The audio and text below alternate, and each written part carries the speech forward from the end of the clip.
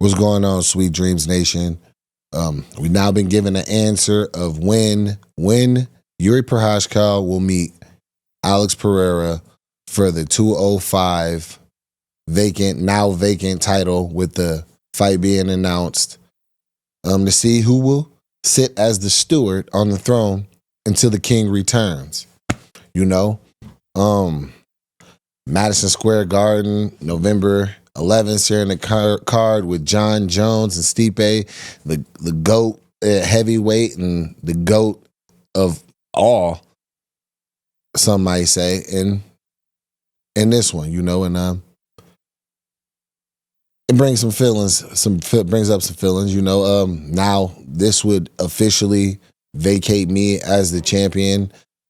I believe a lot of people were confused about the process and how that works. The reason being is whenever Jiri vacated the belt, it was pretty much immediate. Well, that was because they already had a fight set up. So they already immediately had a fight announced to fill that vacancy, if you will.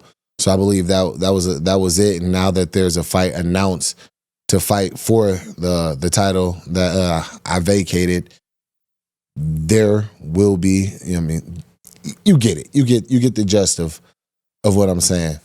So yeah, man, it's a weird feeling, man. It's a weird feeling, whenever I initially won, I thought I would be champ for years and years and hold it to where nobody else will be able to have that title. I planned on being stingy with that title, and unfortunately, the misfortune thing with injuries and things like that is I'm now not able to do that. I must stand aside and become a spectator and watch.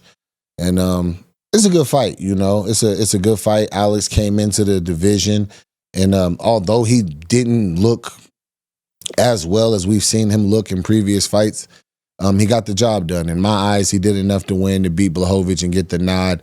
And with the ranking of where Blachowicz was and where he sat at in the division, it was right to give him the title shot to the man who was the champion before and was owed a title shot in his own right.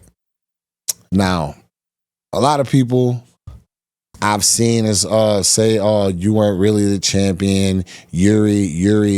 You only got this opportunity because Jiri vacated the belt because he was injured." Yeah, and that was the case in which I got my opportunity.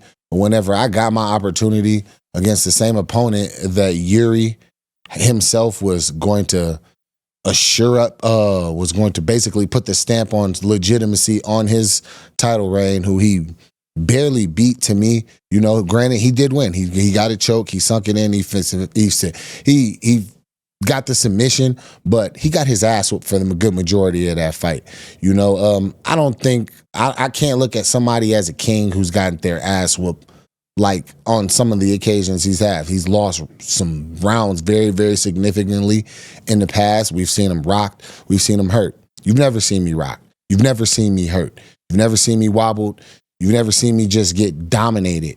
So I am the king, until I come back and I'm given my proper opportunity to stand on that and defend what's mine.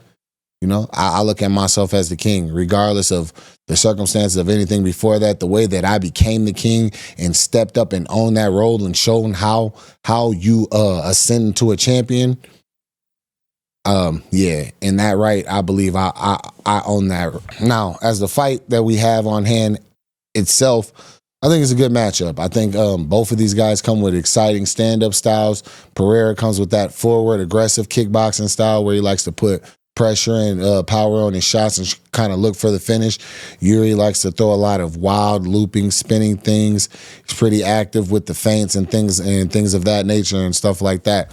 But the way I see it, my early just scope on the fight is Pereira has the advantage standing, just based off of the type of strikes he throws and how he comes forward, and the type of strikes that Jiri likes to come and how he gets his strikes off. I would give the edge in the movement and things like that to Pereira for the most part. And I think that his shots are more precise to put you down than Jiri's, as opposed to just more like wild, just crazy, unorthodox things at times.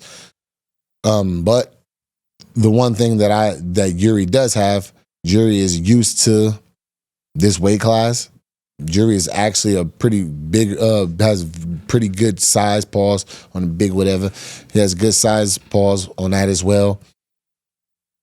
In the division, he's used to this weight class, and he does have that. I believe he does have a grappling advantage. I believe he's more comfortable in the clinch. He's more comfortable on the ground. I believe he has the mix-up in his strikes and ability to probably get a hold of Pereira and take him down and probably possibly finish him on the ground, which I think would, if you go on the path of least resistance, I probably say that would be it. But there is the factor that, well, he would have to set it up in a way that is along the lines of what he's already doing, right? He's going to have to fight his fight and find it within that rhythm. I think that's a big mistake that Blachowicz made, thinking he was just going to come out and be all of a sudden now you're just going to become a wrestler, have that type of cardio, that type of gas tank, and that type of output to be able to do that. So I think Jiri should probably find his takedown and find the grappling within the flow of his game. If he's able to do that, I think he's got a pretty good shot at winning. I believe it's a toss up. It goes either way. Yeah, man, it's tough.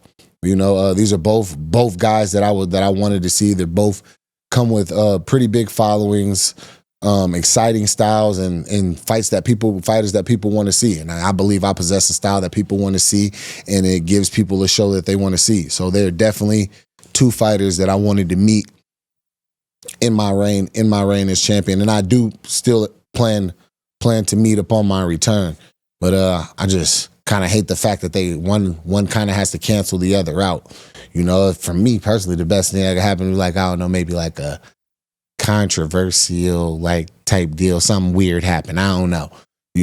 So that way they kind of keep their value intact for both, to where I could just come back and do my thing. But it is what it is. I'm healing up. I'm coming along well. I'm doing physical therapy twice a day. Just getting back to it. Yeah, man.